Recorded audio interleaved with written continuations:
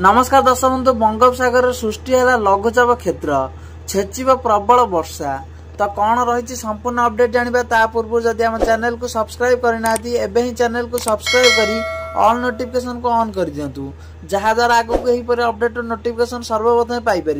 बंगोपसागर सृष्टि है लघुचाप क्षेत्र उत्तर पूर्व बंगोपसागर और आखपाख अंचल लघुचाप क्षेत्र सृष्टि होती आसंता 24 घंटा मध्य पश्चिम उत्तर पश्चिम दिगरे गति करिब यही लघुचाप आसंता 25 तारिख पाखापाखि आउ एक लघुचाप क्षेत्र सृष्टि होबार संभावना रही 26 तारिख पाखापाखि अवपात परिणत होबार अधिक संभावना रही आउ 27 तारिख आड़क ओडिशा उत्तर आंध्र उपकूल अतिक्रम करने नहीं पूर्वानुमान कर आंचलिक पाणीपाग केन्द्र लघुचाप प्रभाव राज्यर विभिन्न स्थान में प्रबल अति प्रबल वर्षा नहीं आकलन कर पाणीपाग केन्द्र किछि स्थान मध्यम धरणर वर्षा होइपारे।